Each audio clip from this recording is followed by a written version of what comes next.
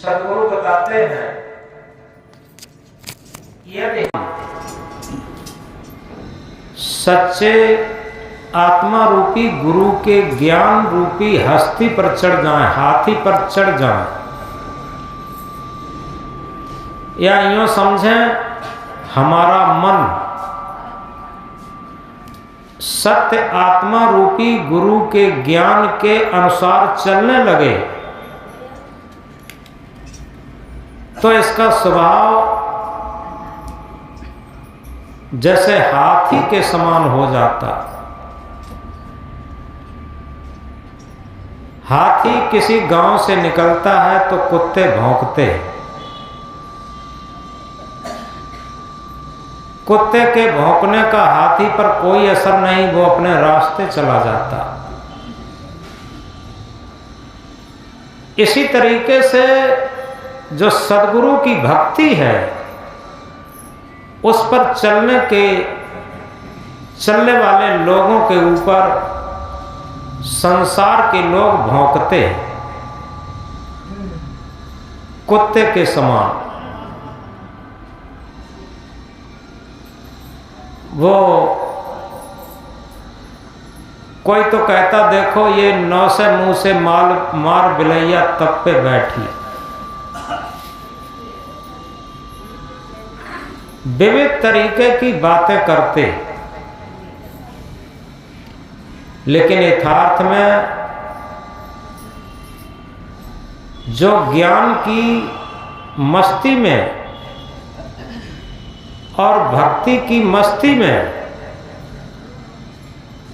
वो ऐसे समझो जैसे कोई हाथी पर चढ़ करके जा रहा हो और सहज दुलीचा डाल के। सहज दुलीचा क्या है? हमारे मन में जब अहंकार नहीं रहता तो हमारा जीवन सहज हो जाता,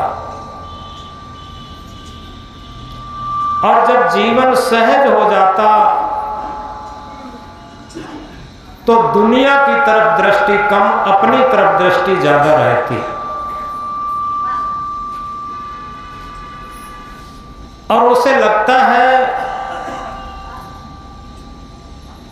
कि दुनिया क्या कहती है इससे मतलब नहीं है, हमारा हृदय क्या कहता, ये सबसे बड़ी बात है। अब दुनिया तारीफ करती है लेकिन हमारा हृदय कचोटता है हमारी रहनी गहनी पर, हमारे व्यवहार पर। तो दुनिया के उस मान सम्मान से क्या लेना देना, उस मान सम्मान से क्या मतलब। और कोई भी दुनिया वाला मान सम्मान न देता हो, लेकिन हमारे हृदय में गुदगुदी हो, हृदय में शांति हो, हृदय में मस्ती हो, किसकी? हमारी रहनी गहनी के, हमारी आत्मा की ज्ञान की भक्ति, आत्मा के ज्ञान की मस्ती की जब गुदगुदी होती है तो ये मंत्र हमारे जीवन पर चरितार्थ हो जाता। क्या? हस्ती चढ़िए ज्ञान के, सहज दुलीचा डाल। जो हाथी के ऊपर गद्दी कसी होती है, गद्दा, सद्गुरु क्या बताते हैं कि सहज ज्ञान का हाथी हो। ज्ञान कोई पोथियों का रटा हुआ ज्ञान नहीं, आत्म ज्ञान, आत्मा के अंदर से प्रस्फुटित ज्ञान। उस ज्ञान के हाथी पर हमारा मन चढ़ा हुआ हो और सहज दुलीचा डाल के, जितनी जीवन की सहजता हो, अपने को हमेशा सेवक समझे। हम किसी क्षेत्र में हैं ये समझ लें,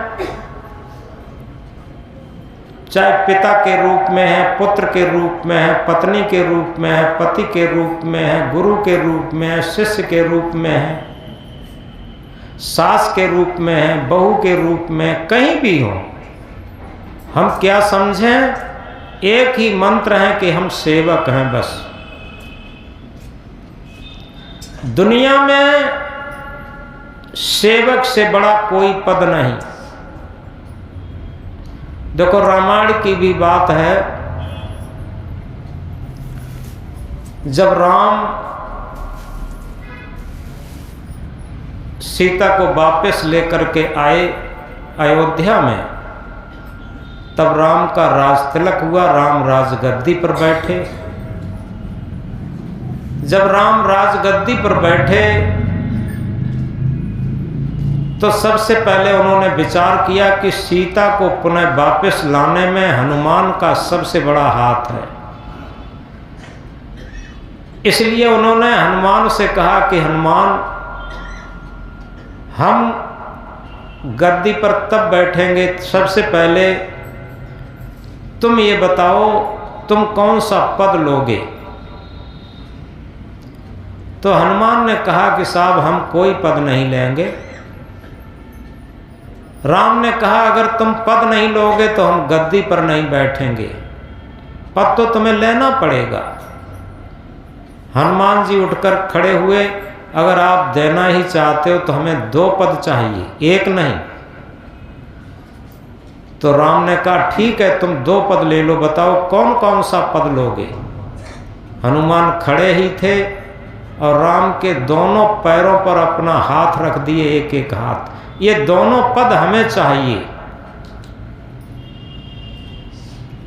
आज पूरे भारत में हनुमान के जितने मंदिर हैं, राम के मंदिर नहीं है, क्योंकि राम सेवक थे। तो सबसे बड़ी बात यह है कि सेवक ही स्वामी होता, कोई भी स्वामी होके पैदा नहीं हुआ, याद रखें। जो जितना बड़ा सेवक होगा उतना ही बड़ा स्वामी होगा। जो सच्चा सेवक होगा वो निश्चित है वही मन का स्वामी होता, अन्यथा मन के गुलाम होना पड़ेगा। हम व्यर्थ में नकली स्वामी जब बन जाते हैं तो अपनी मन की गुलामी करनी पड़ती। ये याद रखें, ये सूत्र है। जो जितना मन में अहंकार होगा स्वामीपना का, उतना ही वो मन का गुलाम होगा।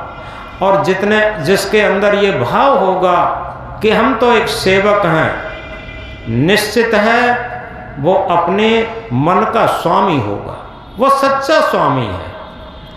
और उसी स्वामी के लिए सद्गुरु कहते हैं हस्ती चढ़िए ज्ञान की। ऐसा मन का स्वामी ही ज्ञान के, आत्मज्ञान के हाथी पर चढ़ सकता।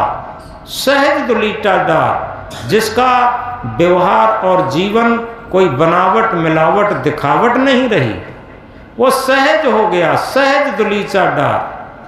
अब फिर क्या होगा? स्वान रूप संसार है भूकन दे झकमार। ये पूरा संसार कुत्ते के समान है और इसे भूकने दे झक मार के, कोई मतलब नहीं क्या कहता है क्या नहीं कहता। वो हम एक बात सुनाया करते हैं कई बार। एक पिता पुत्र बाजार को गए, उनके पास एक घोड़ी थी। तो पहले पिता ने सोचा कि लड़का है इसे घोड़ी पर बिठा दें, हम तो पैदल भी पहुंच जाएंगे।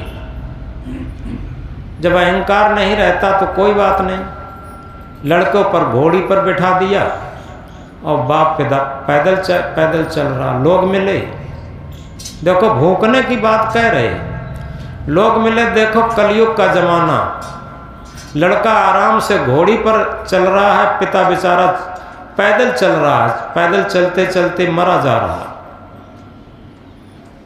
लड़के ने कहा पिताजी ये तो बात गलत हो गई, आप घोड़ी पर बैठे हम पैदल चले। बाप जब घोड़ी पर बैठ गया, लड़का पैदल चलने लगा। आगे लोग मिले, क्या कहते हैं, ये बाप है कनास, देखो अपना आराम से घोड़ी पर बैठा और लड़का बेचारा पैदल चलते चलते मरा जा रहा। अब बाप ने कहा बेटा ये भी बात अच्छी नहीं रही, ऐसा करो दोनों लोग बैठ लो। अब लड़का भी बैठ गया, बाप भी बैठ गया। अब जब दोनों बैठ गए, आगे लोग मिले, देखो इनसे बड़ा दुनिया में कसाई कौन मिलेगा। एक जान और दो दो सवार घोड़ी लचर पचर हो रही है, दोनों लदे हुए हैं, बताओ कितने बड़े कसाई हैं। अब बाप बेटा ने सोचा ये भी बात अच्छी नहीं रही, ऐसा करते हैं दोनों लोग पैदल चलते हैं और घोड़ी को खाली लिए चलते हैं। अब घोड़ी आगे आगे खाली, दोनों पैदल चल रहे हैं, आगे लोग मिले तो लोगों ने कहा देखो देखो भैया, इन दोनों से कौन ज़्यादा बेवकूफ़ होगा। बट्टे में ऐसे दाना घास खिलाते हैं, मेहनत करते हैं, दोनों पैदल चले चले मरे जाते हैं, घोड़ी को खाली लिए जा रहे हैं। अब बताओ कोई विकल्प रहा। इसको समाधान के लिए कबीर साहब कहते हैं, हस्ती चढ़िए ज्ञान की सहज दुलीचा डार। जहां हमारे जीवन में बनावट मिलावट और दिखावट न रहे और हम आत्मा के ज्ञान पर हमेशा अपनी आत्मा का ज्ञान हमारे मन पर लागू रहे और हस्ती चढ़िए ज्ञान की सहज दुलीचा डार। स्वान रूप संसार है भूखन दे झकमार। फिर ये संसार तो स्वान रूप है। एक पूर्व में जिला अम्बेडकर नगर से और आगे गए थे एक प्रोग्राम में, वहाँ लोग राम का नाम नहीं लेते, जय सीता की कहते। उनके सामने राम का नाम कह दे तो बड़ी गुस्सा हो जाते, गलती करते, गालियां देने लगते। क्या कहते, अरे उसका नाम ले लेते, वो गर्भवती होते हुए सीता को और राम ने वनवास दे दिया था। राम का नाम मत लो मेरे सामने, जय सीता की करते। अब बताओ दुनिया में राम राम कहते हैं, लेकिन ऐसे भी लोग हैं कि राम का नाम भी नहीं लेना चाहते, वो जय सीता की करते हैं। क्या करोगे। तो सबसे बड़ी बात, सदगुरु कबीर देव एक बीच का मार्ग और सत्य मार्ग, आत्मा का मार्ग दिखाते हैं। और वो वही है कि हम अपनी आत्मा रूपी ज्ञान के हाथी पर हमारा मन असवार रहे, क्योंकि हाथी जिधर ले जाएगा सवार उधर ही तो जाएगा। इसी तरीके से हमारे आत्मा रूपी ज्ञान पर जब हमारा मन सवार हो जाएगा तो आत्मा का ज्ञान जैसा बोलेगा मन को वैसा ही करना पड़ेगा। ये दुनिया में सबसे ऊंची साधना है, सबसे ऊंचा जप तप पूजा पाठ तीर्थ व्रत सब कुछ है। सहज दुलीचा डार, फिर स्वान रूप संसार है भूखन दे झकमार। और ये कब होगा, ये कैसे हो सकता, जब हम एक सूत्र को पालन करेंगे। देखो एक रामायण की चौपाई क्या कहती है, सदगुरु वैद्य वचन विश्वासा संयम ये न विषय की आशा। ये रामायण की चौपाई बहुत, रामायण की जान समझो। सदगुरु वैद्य, हम ये समझें हमारे सदगुरु हमारे वो वैद्य हैं जो जन्म मरण के रोग को, जन्म मरण की व्याधि को खत्म कर सकते। ये भव व्याधि को खत्म करने के लिए सदगुरु ही वैद्य हैं। हमारे सदगुरु ऐसे वैद्य हैं, ऐसा वैद्य ऐसा डॉक्टर दुनिया में पैदा नहीं हुआ जो हमारी भव व्याधि को दूर कर दे, जन्म मरण की व्याधि को दूर कर दे। तो सदगुरु वैद्य वचन विश्वासा, और सदगुरु के वचन पर अटूट आत्म विश्वास हो। संयम ये न विषय की आशा। और जब कोई वैद्य होते हैं तो परहेज भी बताते हैं, दवा तो बताते ही हैं, परहेज बताते। परहेज क्या है कि विषय की न आशा, यानी ये पंच विषय जो शरीर के साथ लगे हुए हैं 5 तत्व 5 विषय, ये विषयों की आशा बिल्कुल त्याग दी जाए। 5 विषयों से बिल्कुल अनासक्त हो जाए। और इसे रामायण की दूसरी चौपाई सिद्ध कर देती है क्या? जहां काम तहां राम नहीं, जहां राम नहीं काम, तुलसी दोनों होत नहीं, रवि रजनी एक ठाम। जहां हम घट घट रमैया राम, जिसे आत्म राम कहते हैं, उसकी स्थिति चाहते हैं तो सारी कामनाएं, सारी वासनाएं छोड़नी पड़ेगी। जहां काम तहां राम नहीं, जहां कामनाएं हैं वहां राम स्वरूप नहीं है, और जहां राम स्वरूप है वहां कामनाएं नहीं है। तुलसीदास कहते हैं कि रात्रि और सूर्य दोनों एक साथ नहीं हो सकते। जहां पर सूर्य होगा वहां पर रात्रि नहीं होगी, रात्रि होगी वहां पर सूर्य नहीं होगा। यह सूत्र की बात है। तो इस तरीके से इस चौपाई को हम गहराई से समझें। सद्गुरु वैद्य वचन विश्वासा, संयम ये न विषय की आशा। हम अगर अपने सद्गुरु को इस तरीके से समझ लें, दुनिया में हमारी भव व्याधि को दूर करने वाला अगर कोई है तो सद्गुरु वैद्य है, और उसके बताए हुए रास्ते पर चल कर के ही हम इस भव सागर से पार हो सकते, इस भव व्याधि को काट सकते, इस बीमारी को काट सकते। तो लेकिन इससे पहले एक बात समझनी है। एक जगह एक पत्नी में झगड़ा हुआ, अक्सर होते ही रहते हैं। पत्नी में झगड़ा हुआ और पत्नी वहां से चली गई घर से। पत्नी चली गई, पति पीछे पीछे जाता है। आगे एक आदमी मिला, उससे पूछा, भैया इधर कोई महिला गई है? तो उसने पूछा क्या नाम था? कि उसका नाम फजीती था। उसका नाम था फजीती। उस व्यक्ति ने पूछा तुम्हारा क्या नाम है? कि हमारा नाम बेवकूफ है। वो आदमी बोला अरे यार, जहां बेवकूफ रहेगा तो फजीती तो बनी रहेगी, फजीती कहां चली जाएगी? अनेक फजीती होंगी, फजीती कहीं जा ही नहीं सकती। अब इस दृष्टांत का वास्तविक सिद्धांत है, ये हमारा मन बेवकूफ है। सबसे बड़ी सूत्र, हर किसी का मन बेवकूफ है। बेवकूफ कैसा है? एक शब्द है बेवफा, यानी पहले ये खूबी ढूंढता है। बेवकूफ यानी खूब खूबी ढूंढता है, उसमें आसक्त होता है खूबी ढूंढ करके, और वहीं फिर बेवफाई करता है। जो खूबी में आसक्त होकर के बेवफाई करता है उसी का नाम बेवकूफ होता है। बार बार आसक्त होकर के और बेवफाई करने का नाम ही बेवकूफ होता है। याद रखें, ये मन हर चीज में बेवफा रहता। आप बताएं, पूरे जीवन आत्मा के साथ बेवफाई करता, जिसके सत्ता पर यह हमारा जीवन चलता है, और उसी के साथ एक बेवफाई करता। बताओ, इससे बड़ा बेवकूफ कौन होगा? इस मन से ज्यादा ये बेवकूफ है। और ये पूरे जीवन फजीती कराता। आप बताओ, पग पग पर फजीती कराता।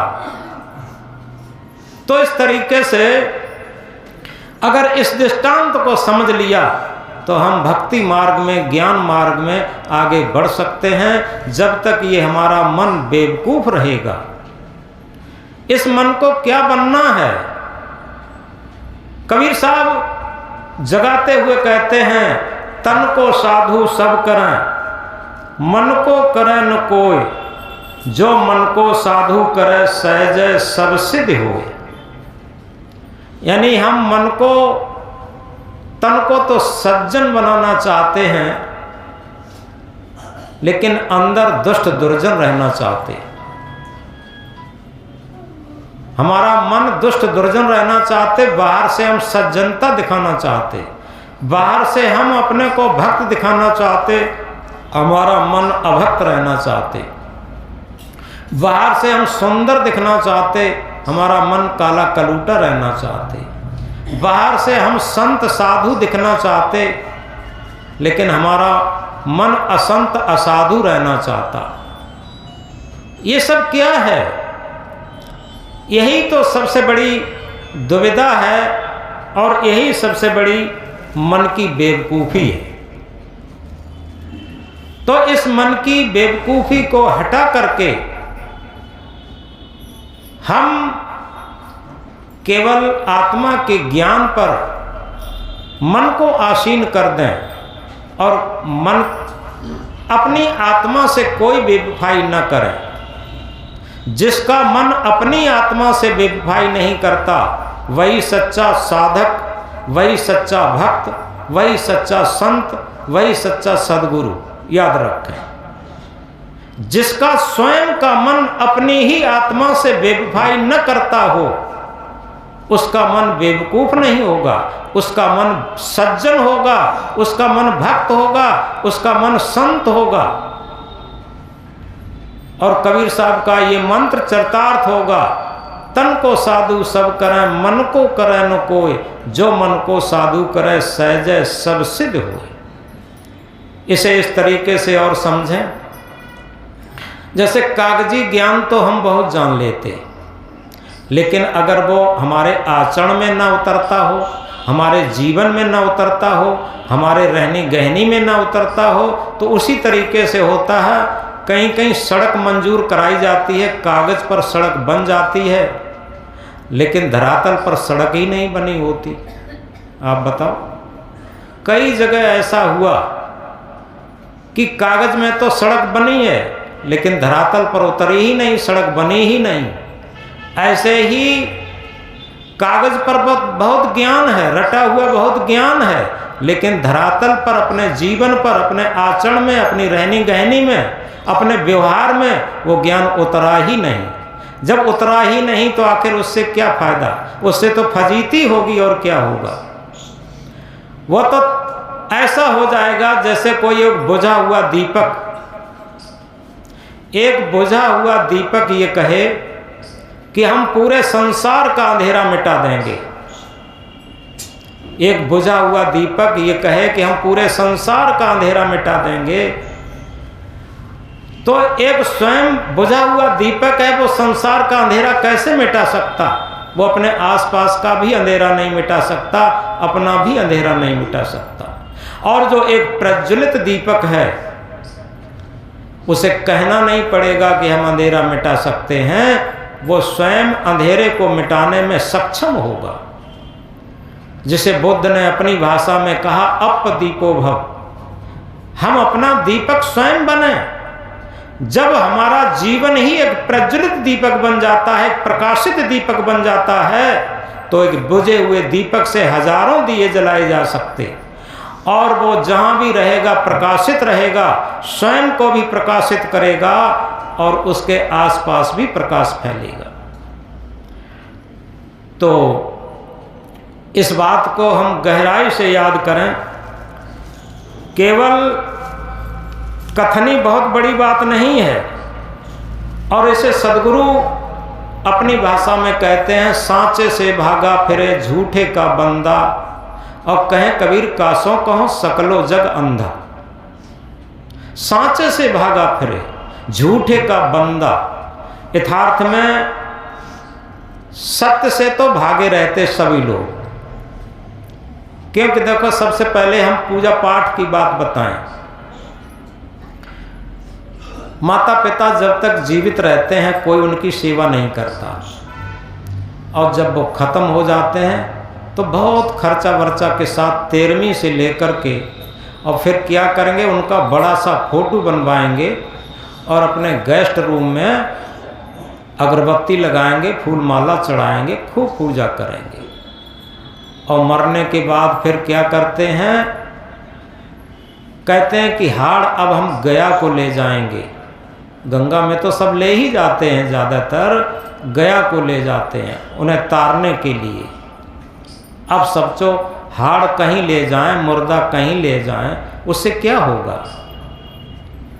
जियत बाप से दंगम दंगा, और मरे बाप पहुँचाए गंगा। जियत बाप को दौन पानी और मरे बाप तब गया कि ठानी। और जियत बाप को दौन कौरा, मरे बाप बंधवाए दो चौरा। तो इस तरीके से ये सारी पूजाएं, जो नकली पूजा, असली पूजा क्या है? सबसे असली पूजा है आत्म पूजा, देव न दूजा। आप किसी भी मत के हैं, किसी भी मजहब के हैं, इससे कोई लेना देना नहीं। आप ये समझें, सारी दुनिया की बात छोड़ दीजिए। जितने भी देवी देवता आए, जितने भी भगवान आए जिन्हें हम कहते हैं, जितने भी महापुरुष आए, जितने भी सदगुरु आए, जितने भी संत आए, जितने भी भक्त आए, सबके अंदर ये सत्य आत्मा थी। और जब तक सत्य आत्मा थी वो जीवित रहे, और जब सत्य आत्मा निकल गई वो भी मरे और वो भी मिट्टी का पिंड रह गए बस। तो आखिर उसे हम सत्य आत्म पूजा, देव न दूजा, उस आत्म पूजा को क्यों नहीं जानते, क्यों नहीं करते? यदि सबसे पहले हम ये बात सीख लें, ये ज्ञान की प्राथमिक और अंतिम बात है कि आत्म पूजा, देव न दूजा। यदि हम अपनी आत्मा का सम्मान करना शुरू कर दें, अपनी आत्मा की आवाज़ को मान करके जीवन प्रारंभ कर दें, अपनी आत्मा के तल पर, अपने हृदय के तल पर व्यवहार शुरू कर दें, फिर किसी के साथ हम धोखा क्यों करेंगे? उनके अंदर भी तो आत्मा है। किसी प्राणी के हिंसा क्यों करेंगे? जीव हिंसा क्यों करेंगे?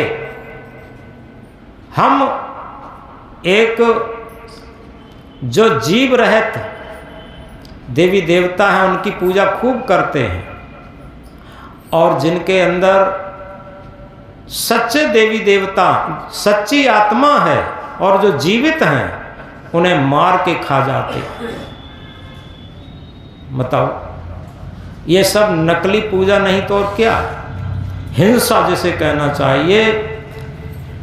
तो सबसे बड़ी बात, इस बात को हम गहराई से समझें। कबीर साहब इसी को कहते हैं, सांचे से भागा फिरे झूठे का बंदा, कहे कबीर कासों कहो सकलो जग अंधा।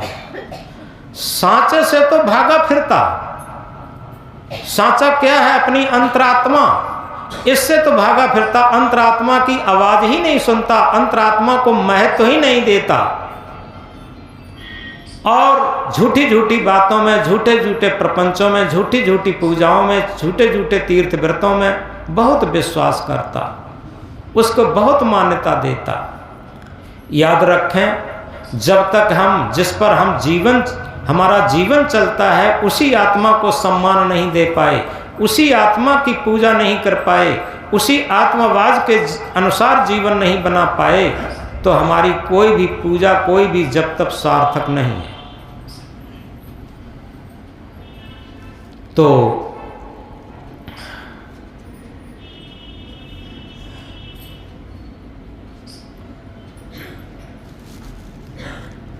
कबीर साहब ही नहीं, रामायण में भी कहा है, सत्य समान धर्म नहीं दूजा, जब तक यज्ञ होम नहीं पीजा। सत्य के समान दुनिया में कोई धर्म नहीं, और चाहे जप करें, चाहे तप करें, चाहे पूजा करें, कुछ भी करें। और इसीलिए कबीर साहब कहते हैं, मन माया तो एक है, माया मन है समाय, तीन लोक संशय परी मैं काय कहो समझाए। अपने मन के अनुसार आदमी जीवन जीता है, इस बात को बहुत गहराई से समझें। जो देवी देवता अपने मन में भाग गया, जो पूजा अपने मन में भाग गई, जो तीर्थ व्रत अपने मन में भाग गया, उसे हम मान्यता दे देते हैं। इसी तरीके से अपने मन के अनुसार घर में जो सदस्य होता है उसे महत्व दे देते हैं, या रिश्तेदारी में हो, कहीं भी हो, उसे महत्व दे देते हैं। अपने मन के अनुसार जो न हो उसे महत्व नहीं देते, और इसी पर सारा संसार दुखी है।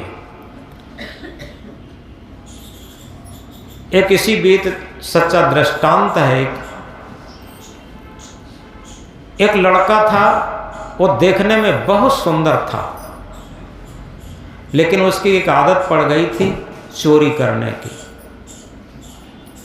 वो घर में ही चोरी कर लेता था। अकेला लड़का था, चोरी कर लेता था। उसका पिता समझाता था, बेटा तो क्यों चोरी करता है, सब कुछ तेरा ही तो है। लेकिन वो नहीं मानता था। धीरे धीरे जब बड़ा हुआ, उसकी आदतें नहीं गईं। आसपास पड़ोस और दूर दूर चोरियां करने लगा। जब ज़्यादा चोरियां करने लगा, बहुत केस उसने किए, पुलिस द्वारा पकड़ा गया। पुराना ज़माना था जब राजा महाराजा थे। वहाँ का राजा बहुत कट्टर था, वो भी परेशान हो गया था उसकी शिकायतें रिपोर्ट सुनते सुनते।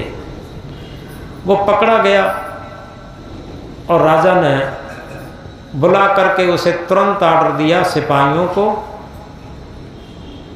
और कुछ जल्लादों को कि इसको सबसे पहले पूरे नगर में घुमाओ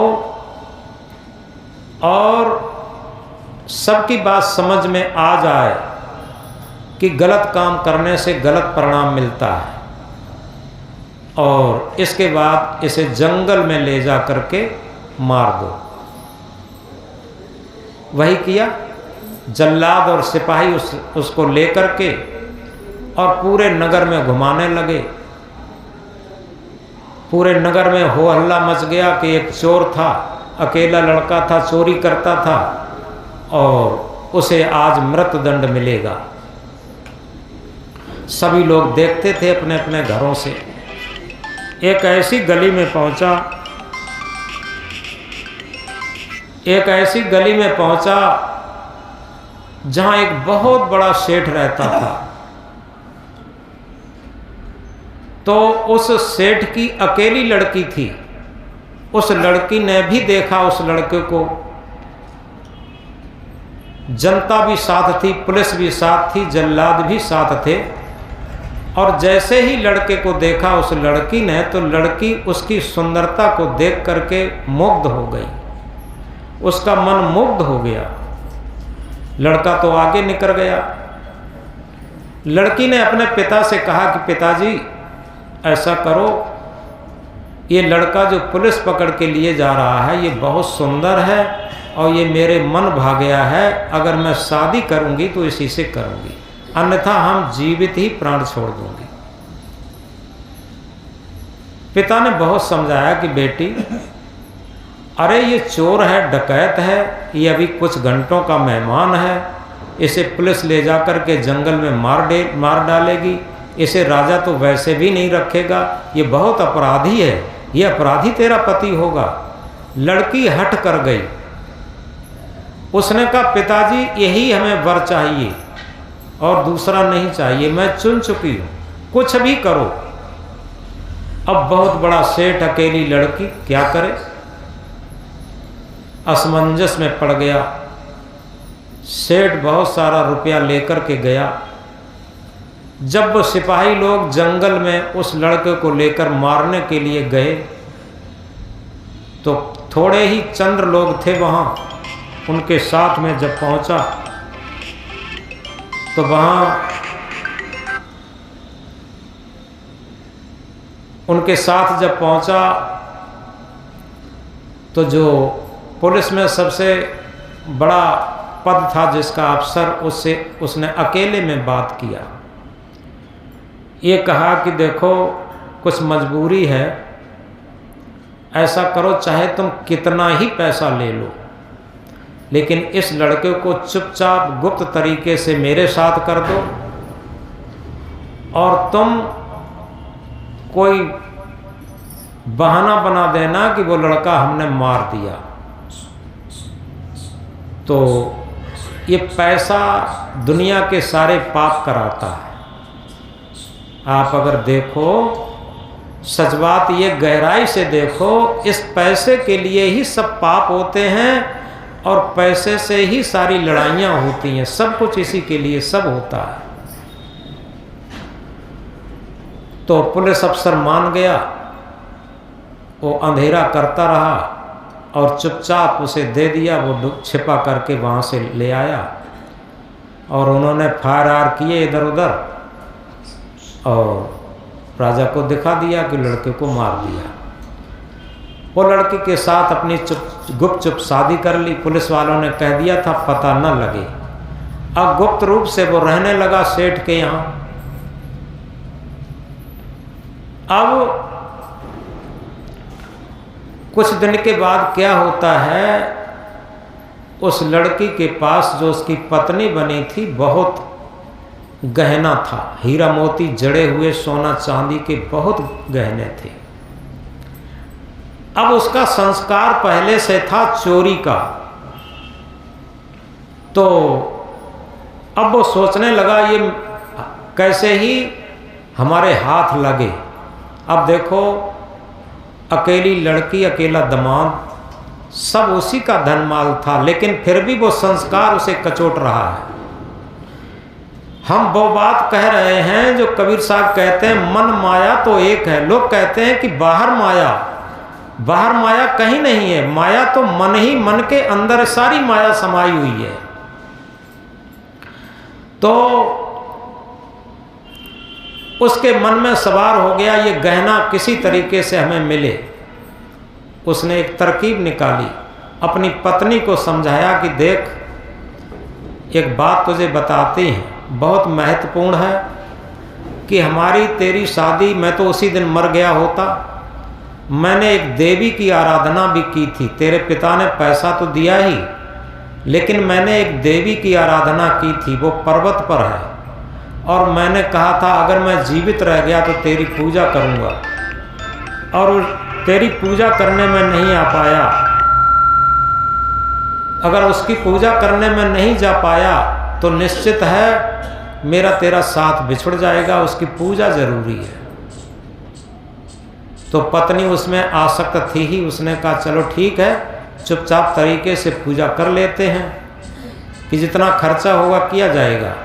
उसने बड़े ढंग से सारी मिठाइयाँ, पूड़ी, सब कुछ सामान इकट्ठा किया और रात में रथ तैयार करके, पुराना ज़माना था, रथ तैयार किया और रथ पर सवार होकर पत्नी और रथ, और उसने पति ने ये कहा कि देखो पूरा गहना पहन लेना, जितना तुम्हारे पास गहना है सब कुछ पहन के चलना है। तो उसने सारा गहना पहन लिया और पहन करके उसी पर्वत के पास पहुँचे। उस लड़के ने कहा देखो रथवाले से तुम यहीं रहो, आगे तुम्हें नहीं जाना है, हम पूजा करने जा रहे हैं। क्या हुआ, दोनों पत्नी वहाँ पूजा करने गए। उसने दिखावा कि वहाँ थोड़ी बहुत पूजा की। इसके बाद पत्नी से कहा देखो जितना गहना है यहाँ उतार के रख दो और बस हमारा तुम्हारा अंतिम है, हमें तो इस गहने से मतलब है। वो समझ गई वो लड़की, उसने सोचा ये मुझे मार डालेगा, तो उसने केवल विवेक से थोड़ा काम लिया। उसने कहा देखो कोई बात नहीं पतिदेव, अब तो हम तुम्हारी अर्धांगिनी है, जैसा करोगे आप सारा गहना ले लो, मुझे मार दो, कोई बात नहीं, लेकिन कम से कम एक क्षण हम लोग प्रेम से तो बात कर लें। इसी बात पर वो थोड़ा ढीला पड़ता है, और जैसे ही ढीला पड़ता है वो लड़की लट थी, उसने पहाड़ से धक्का दिया उसे, और बहुत ऊंचाई पर थे, धक्का देने से वो नीचे गिरा और उसकी खोपड़ी फट गई, वो मर गया। उसकी पत्नी ने, उस लड़की ने सारा गहना उठाया और रथ पे सवार होकर घर पे आई और आकर के पिता से हाथ जोड़ करके क्षमा मांगी। पिताजी आप ठीक कहते थे, मेरा मन तो अंधा हो गया था उसमें आसक्त होकर के, और अब मैं समझ पाई अगर थोड़ा समझदारी से काम न चलाती तो आज मैं मर जाती, ये सब गहना भी लुट जाता। तो बाद में उसके पिता ने खुल के शादी की और इसके बाद में शांति से उसका जीवन कटने लगा। तो ये एक घटना है समझने के लिए। ये मन पता नहीं क्या क्या जीवन में कराए, ये मन न जाने क्या क्या कराए, पूरे जीवन क्या क्या नाच नचाता है ये मन। और इसीलिए कबीर साहब खुल के कहते हैं और बड़े जगा कर के कहते हैं कि मन माया तो एक है। ये मन और माया एक ही चीज़ है, कोई अंतर नहीं है। माया कहीं बाहर नहीं है, इस मन के अंदर सारी माया समाई है। हमारा आकर्षण वही होगा जो हमारे मन में समाया होगा। मन माया तो एक है, माया मन है समाए। संसार की सारी माया इस मन के अंदर समाई है। जैसे एक बरगद के बीज के अंदर, बरगद का कितना छोटा बीज होता है, उसमें कितना विशालकाय बरगद समाया होता, ये कल्पना नहीं करी जा सकती। और आज तो वैज्ञानिक युग में सभी जानते हैं, ये मोबाइल का जो चिप होती है बहुत छोटी सी, उसमें हजारों शास्त्र भरे होते हैं। और क्या क्या है, रेलवे से लेकर, बस से लेकर, राजधानियों से लेकर पूरा संसार भरा पड़ा है। कितनी छोटी चिप, और उसमें कितना मटेरियल भरा पूरे संसार का। बरगद का बीज तो और बरगद का वृक्ष तो फिर भी छोटा होता, लेकिन यथार्थ में ये चिप तो बहुत छोटी होती, इसमें संसार का मटेरियल होता। और यथार्थ में समझें, उस चिप भी बहुत बड़ी होती है। ये हमारा मन तो बहुत सूक्ष्म होता, उस चिप को तो सब जानते हैं, लेकिन मन को कहाँ देख पाते बताओ पूरे जीवन। ये मन की चिप बहुत छोटी होती है, बहुत सूक्ष्म होती है, सूक्ष्म से भी सूक्ष्म। कोई भी सूक्ष्मदर्शी यंत्र लगा दो, वैज्ञानिक मन का फोटो उसमें नहीं आ पाएगा, याद रखो। आज तक बहुत छोटी छोटी चीजें देखी जा सकती हैं सूक्ष्मदर्शी यंत्रों से, लेकिन मन का फोटो किसी सूक्ष्मदर्शी यंत्र में नहीं आएगा। वैज्ञानिक लोग किसी प्रयोगशाला में शरीर का अगर प्रयोग करते हैं तो दो चीजें छूट जाएंगी, एक मन और आत्मा, और हर चीज शरीर की मिल जाएगी। वैज्ञानिक लोग न मन को जान पाएंगे न आत्मा को जान पाएंगे। ये आध्यात्म विज्ञान का सब्जेक्ट है। और इसीलिए कबीर साहब खुल के कहते हैं, जगाकर कहते हैं, मन माया तो एक है, माया मन है समाए। मन माया तो एक ही चीज है, कोई अलग अलग चीज नहीं है। लोग कहते हैं कि माया बड़ी कठिन है, माया बड़ी दुष्कर है, पता नहीं माया कब दबोच ले। माया कहीं बाहर से नहीं दबोचती है, हमारे मन के आकर्षण को ही माया कहते हैं। मन, जहां भी हमारा मन आकर्षित है वही माया है, अन्यथा कुछ माया नहीं है, याद रखें। तो मन माया तो एक है, माया मन है समाए। तीन लोक संशय परी मैं काहे कहूं समझा। तीन लोक में ये संशय है कि माया कहीं अलग होगी जो हमें नचाती है, जो हमें परेशान करती है। कबीर साहब उसे खुल के बताते हैं, हमारे मन के अंदर संसार की सारी माया भरी पड़ी है, और उस संशय को खत्म कर देते हैं। और यथार्थ में जिन लोगों का संशय खत्म हो गया, अब वही आत्मज्ञान को प्राप्त कर सकते हैं। कबीर साहब आगे के महामंत्र में क्या कहते हैं, संशय सब जग खंडिया, संशय खंडन कोय, संशय खंडय सो जना जो शब्द विवेकी हो। इस संशय में सारा संसार खंडित हो गया, विखंडित हो गया, टूट टूट हो गया। कोई भी ऐसे लोग नहीं होंगे।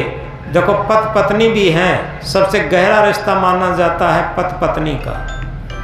पति को पत्नी के प्रति संदेह है, पत्नी को पति के प्रति संदेह है, संशय है सबके प्रति। पिता को पुत्र के प्रति, पुत्र को पिता के प्रति। ऐसा कोई भी संबंध नहीं है जिसमें संशय ना हो। कबीर साहब कहते हैं, संशय सब जग खंडिया, संशय खंडन कोई। बहुत मोस्ट इंपॉर्टेंट बात कहते हैं, संशय ने सारे संसार को खंडित कर दिया, विखंडित कर दिया, दुखी कर दिया, बेभान कर दिया, आसक्त कर दिया। लेकिन संशय खंडन को, संशय को खंडित नहीं कर सके लोग। आगे की आदि साखी में क्या कहते हैं, संशय खंडय सो जना जो शब्द विवेकी हो। संशय को वही जन, वही साधक, वही भक्त खंडित कर सकते हैं जो शब्द का विवेक जिसने कर लिया। शब्द विवेकी हो। शब्द क्या है?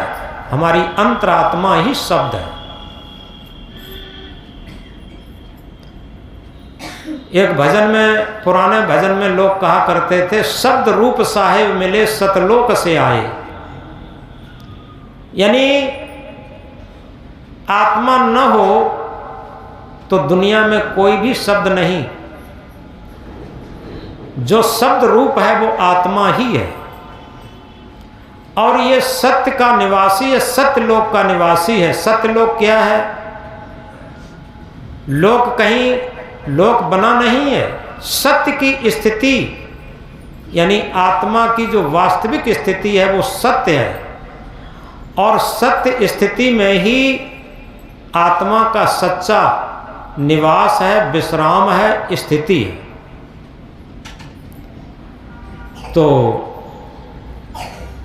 कबीर साहब कहते हैं संशय खंडय सो जना जो शब्द विवेकी हो। यानी आत्मा का विवेक जो है उसका आदर करने वाला हो, आत्मा के विवेक पर चलने वाला हो, आत्मा के विवेक के अनुरूप अपना जीवन उतारने, जीवन धारण करने वाला हो। और वही इस संशय को खंडित कर सकता। देखो संशय किस तरीके से आ जाता, एक छोटी सी कहानी से समझेंगे। अकबर और बीरबल,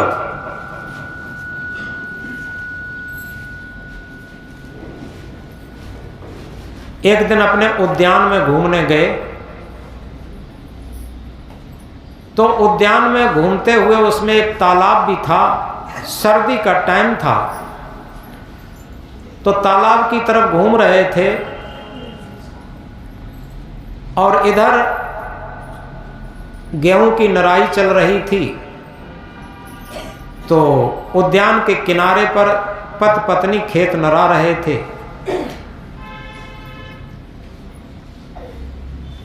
तो अकबर ने देखा बीरबल ये दोनों पति पत्नी गरीब लोग हैं, किसान हैं, और फिर भी ये इतने प्रसन्न हैं, इतने खुश हैं, इतने मस्त हैं, लगता है ये बिल्कुल स्वर्ग में निवास कर रहे हो। इन जैसी खुशी, इन जैसी प्रसन्नता, इन जैसी मित्रता, इन जैसा खुशहाल जीवन हम राजा होते हुए हमारा भी नहीं है। बीरबल ने कहा कि सरकार बताओ तो 2 मिनट में इनका खुशहाली अभियालम खत्म कर दें। अकबर बादशाह ने कहा कि बीरबल ऐसा कैसे हो सकता है? बिल्कुल सरकार, आप उधर टहलिए, तालाब के उस तरफ चलिए, अभी देखो इनकी खुशहाली कहाँ चली जाए। बीरबल, वो अकबर बादशाह उधर टहलने के लिए चले गए। बीरबल जाते हैं, जिधर साइड में महिला निराई कर रही थी खेत में, उधर साइड में मेड़ पर खड़े होकर के उसने कहा कि भाई बात सुनो। तो महिला ने सोचा कि हो सकता है कि हमारे मायके के पक्ष का कोई आदमी हो, आया हो। वो गई, उसके पास तक गई और कहा कि जाओ। कुछ नहीं कहा, एक शब्द नहीं कहा। अब बीरबल चले आए। महिला थोड़ी निराई करने लगी। पत्नी ने पूछा ये कौन आदमी था, क्या कहा? पत्नी ने कहा कि हमें पता नहीं और कुछ कहा भी नहीं। अब पति कहता ये कैसे हो सकता? उसने बुलाया, तुम वहां तक गई और वो कुछ बुदबुदाया और तुम कहते हो कुछ। अगर कोई कहता नहीं तो बुलाता ही क्यों? अब वो लाख समझाने की प्रयास करती है लेकिन पति की बात समझ में नहीं आई। अब वही हुआ, थोड़ी देर में दोनों के चेहरा पर उदासी हो गई और उदास होकर के थोड़ी थोड़ी दूरी पर निराई करने लगे। अब कोई किसी से नहीं बोलता। बीरबल गए कि महाराज चलो देखो उनकी खुशी कैसी हो गई। थोड़ी देर में घूमते हुए देख गए, सम्राट ने देखा दोनों के चेहरा बिल्कुल मुरझाए हुए हैं और एक दूसरे की तरफ निगाह भी नहीं करते और आपस में बहुत झल्लाए हुए हैं, बहुत दुखी हैं। अकबर सम्राट ने कहा, बीरबल तुमने क्या जादू कर दिया? ये अभी इतने प्रसन्न थे और इनकी सारी प्रसन्नता कहाँ चली गई? सारा स्वर्ग नरक में बदल दिया। ये तो बड़ा गलत हुआ। अब बीरबल ने कहा कि चलो सरकार, अब जो हुआ सो हुआ, अब तो जो हो गया सो हो गया। बीरबल बादशाह दोनों चले गए। अब बादशाह को रात में वो चिंतन रहा कि हमने ये गलत किया, बीरबल से कह के उनका स्वर्ग था वो नरक में बदलवा दिया। दूसरे दिन बादशाह ने कहा कि बीरबल, क्या ऐसा भी हो सकता है कि उनका वही स्वर्ग दोबारा वापस आ जाए? कि हाँ, ऐसा भी हो सकता। कि ऐसा करो, आज वही कर दो। कि ठीक है, चलो चलेंगे। इधर शाम को क्या हुआ, पत्नी ने रोटी बना के रख दी और ना ये कहा कि रोटी खा लो। पति बेचारा भूखा रसोई में घुसकर गया, स्वयं रोटी परोसी, स्वयं खाई, कोई किसी से बोलता नहीं, कोई बोलचाल खत्म। पति सवेरे जल्दी चला आया। आई पत्नी बाद में रोटी लेके और वहीं दूर से रख दी और दूसरे कोने पर बड़ी दूरी दूरी पर निराई करने लगे। अब तब तक सम्राट और बीरबल दोनों लोग उद्यान में गए तो देखते क्या है, एक इस तरफ कोने पर, एक उस तरफ कोने पर, बहुत उदास, आज तो कल से भी ज़्यादा उदास है। तो सम्राट ने कहा, बीरबल ऐसा करो, कोई भी किसी तरीके से करो, इनका वही जीवन बना दो जैसा पहले था। तो बीरबल ने कहा ठीक है। तो बीरबल गए, जिधर की तरफ वो आदमी निराई कर रहा था उधर की तरफ खड़े हुए थोड़ी दूरी पर। कहा, भाई इधर आओ। ड्रेस बदल के गए थे, वो गया और ये कहा, तुम जाओ। कुछ भी नहीं कहा। अब जब कुछ नहीं कहा तो पत्नी चुपचाप आई पति के पास और ये कहा, कौन आदमी था, क्या कहा? कि पता नहीं कौन था, कुछ नहीं कहा। ये कैसे हो सकता, कुछ नहीं कहा। अब दोनों भीतर भीतर टूटने लगे कि हो सकता है कल वाला आदमी हो। आदमी सोचता है कि जैसे हमसे कुछ नहीं कहा ऐसे ही पत्नी से भी कुछ नहीं कहा होगा, और पत्नी भी सोचती है कि जैसे हमसे नहीं कहा इससे भी कुछ नहीं कहा होगा। दोनों का भ्रम दूर हुआ, संदेह खत्म हुआ। दोनों प्रेम से बातचीत करने लगे। हमें लगता है कोई ये ठगिया आदमी था, हम लोगों की खुशी में ये नाखुशी पैदा करने आया था, संदेह पैदा करने आया था और ये चला गया। हम लोग प्रसन्नता में रहें, खुशी में रहें, संदेह रहित रहें। बस दोनों ने मिलके भोजन किया और वही प्रसन्न जीवन वापस आ गया। थोड़ी देर में बड़ी प्रसन्नता से निराई करने लगे, अपनी बातचीत करने लगे। सम्राट ने देखा कि पुनः वैसी ही खुशी उनके जीवन में आ गई। तो ये एक उदाहरण केवल इसलिए है कि हम जीवन तो जीते हैं लेकिन वास्तव में संदेह रहित होकर के जीवन नहीं जी पाते और मन की गुलामी से रहित होकर के स्वतंत्र जीवन नहीं जी पाते। एक बात को हृदय की गांठ में बांध लें, जो लोग कहते हैं कि हम स्वतंत्र रहना चाहते, आज क्या है, लड़के लड़की की शादी हुई और माता पिता का साथ छोड़ करके दिल्ली में जाके बस गए, नौकरी करने लगे, हम तो स्वतंत्र रहेंगे, और वहाँ जा कर के और गुलामी करने लगे। मन की गुलामी, इंद्रियों की गुलामी, नौकरी की गुलामी, सारी पराधीनता।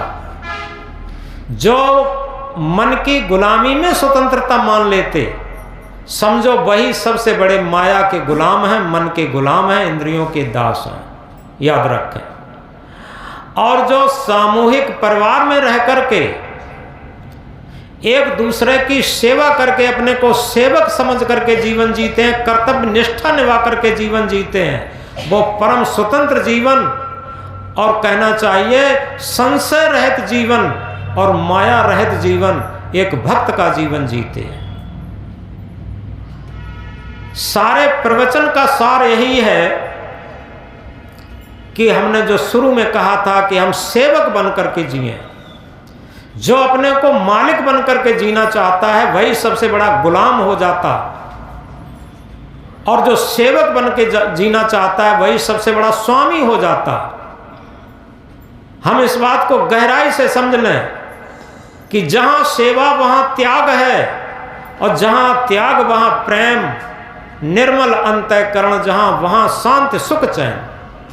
जहां सेवा, और सेवा कहां होगी? सेवक के पास सेवा होगी। याद रखें, आप जितना भी जीवन में पढ़ते हैं इतिहास महापुरुषों का, संतों का, भक्तों का, उनकी सेवा तो देखिए। पहले उनके अंदर सेवा भाव था, और जब सेवा भाव था उनके अंदर, तभी उनके अंदर त्याग भाव था। यहाँ पर बड़े बुजुर्ग लोग भी बैठे हैं, महिलाओं की तरफ भी और पुरुष वर्ग की तरफ भी। पहले लोगों के अंदर प्रेम क्यों था? क्योंकि स्वार्थ कम थे। याद रखें, सेवा भाव ज्यादा थे।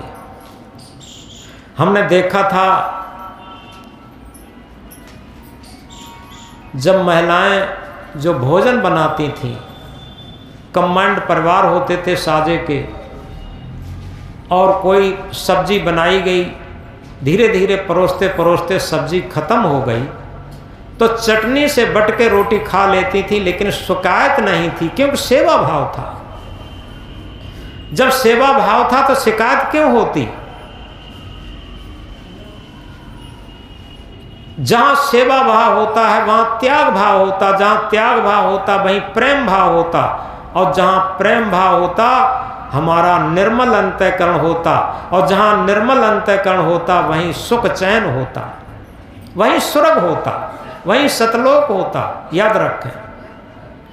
तो इस महामंत्र को हम अपने हृदय पटल पर अंकित कर लें। जहां सेवा वहां त्याग है, जहां त्याग वहां प्रेम, निर्मल अंतःकरण जहां वहां शांति सुख चैन। न सोना में चैन है, न चांदी में चैन है, न रुपया पैसा में चैन है, न घोड़ा गाड़ी वाहन में चैन है, और न निहारे रहने में चैन है, न साजे रहने में चैन है। चैन है तो अपने अंदर सेवा भाव में है।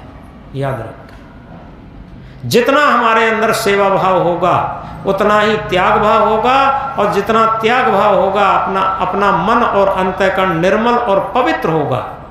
मन की पवित्रता में, मन की निर्मलता में, अंतःकरण की निर्मलता में आत्म भाव जागृत होता, आत्म भाव प्रकट होता, आत्मीयता का व्यवहार जागृत होता। हमारे अंदर कितना प्रेम है, कितना त्याग है, हमारे व्यवहार में टपकता। याद रखें, जो ज्ञान हमारे व्यवहार में न आ पाए वो ज्ञान नहीं, वो रट्टू ज्ञान है। तो इसलिए इन महामंत्रों को हम याद रखें। मन माया तो एक है, माया मन है समाय, तीन लोक संशय परी मैं काहे कहूं समझाए। यह न समझें जिनके पास मन है, और जितना मन की गुलामी हम कर रहे हैं उतने ही माया में ग्रसित हैं, उतने ही संशय में ग्रसित हैं, उतने ही दुखी हैं, उतना ही दुख का साम्राज्य हम लिए हैं। और इसीलिए अंतिम बात कह करके बात बंद करते कि हम परिवार को सुधारना चाहते। पति सोचता है पत्नी सुधर जाए, काम चल जाए, और पत्नी सोचती है पति सुधर जाए, काम चल जाए। पिता सोचता है पुत्र सुधर जाए, पुत्र सोचता है पिता सुधर जाए। एक दूसरे को सुधारने के लिए तैयार हैं, लेकिन अपने को कोई नहीं सुधारता। परिवार को सुधारने का बीड़ा उठा रहे, समाज को सुधारने का बीड़ा उठा रहे, राष्ट्र को सुधारने का बीड़ा उठा रहे। हम कहते हैं ये कोई मत सुधारने का काम करो, केवल अपने आप को, अपने मन को सुधारने का बीड़ा उठाओ। जब अपने आप को हम अपने आप का सुधार कर लेंगे तो निश्चित है हम राष्ट्र की एक इकाई हैं, समाज की एक इकाई है, परिवार की एक इकाई है। धीरे धीरे सब सुधरेगा।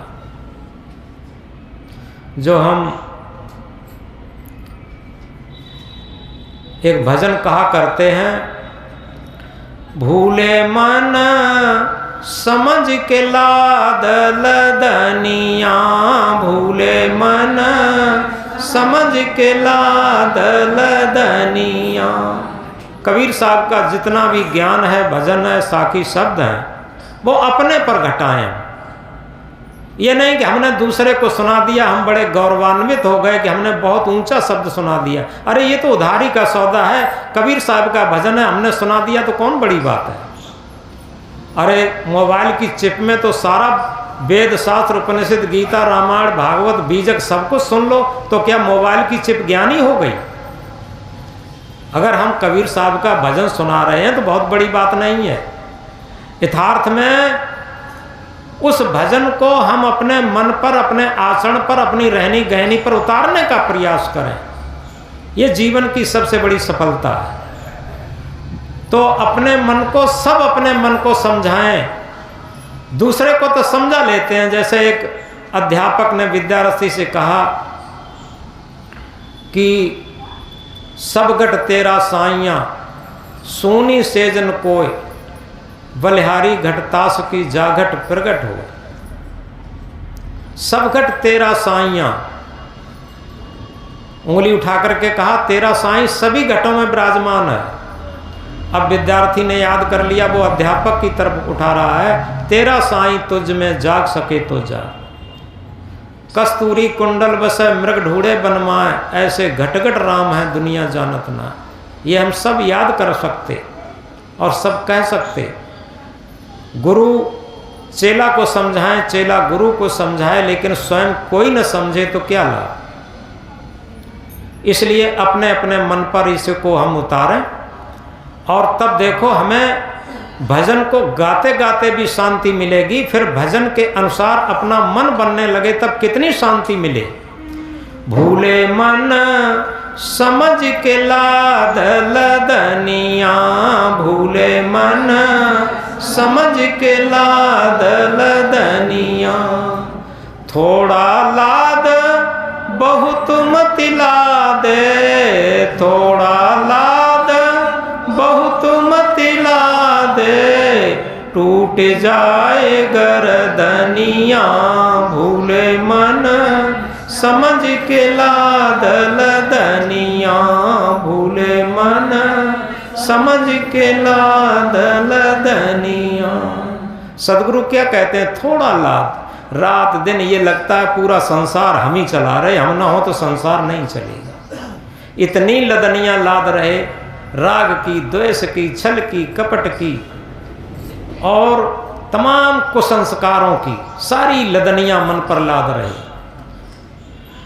भूखो होए तो भोजन कर ले, भूखो होए तो भोजन कर ले, आगे हाट न बनिया, भूले मन समझ के लाद लदनिया, भूले मन समझ के लाद लदनिया। प्यासो होए तो पानी पी ले, प्यासो होए तो पानी पी ले, आगे देश निपनिया, भूले मन समझ के लाद लदनिया, भूले मन के लाद लदनिया। कहत कबीर सुनो भई साधो, कहत कबीर सुनो भई साधो, काल के हाथ कमनिया, भूले मन समझ के लाद लदनिया, भूले मन समझ के लाद लदनिया, भूले मन समझ के लाद लदनिया। इस भजन को, इस लाइन को अगर हम मंत्र बना लें और अपने मन को निर्देशित करके रोज कहें कि ऐ भूले मन क्यों लदनियां लाद रहा है। अरे बड़े बड़े योद्धा, बड़े बड़े राजा महाराजा, बड़े बड़े सेठ साहूकार यहाँ लदनियां लाद के चले गए, आखिर के केवल खाली हाथ जाना पड़ेगा। इकट्ठे कर जहाँ के जर, इकट्ठे कर जहाँ के जर, सभी मुल्कों के माली थे, सिकंदर जब चला दुनिया से दोनों हाथ खाली थे। तो इस तरीके से आज हमने एक चौपाई पर निवेदन किया, सद्गुरु वैद्य वचन विश्वासा, संयम ये न विषय की आशा। यथार्थ में अगर ये बात समझ लें, सारी भवव्याध को नष्ट हमारे सद्गुरु रूपी वैद्य हमें कर सकते हैं, जब वो जो हमें सूत्र बताएं, जो रहनी गहनी बताएं, जिसके अनुसार, उस शब्द के अनुसार हम चलें। तो बोलो सद्गुरु कबीर साहब की।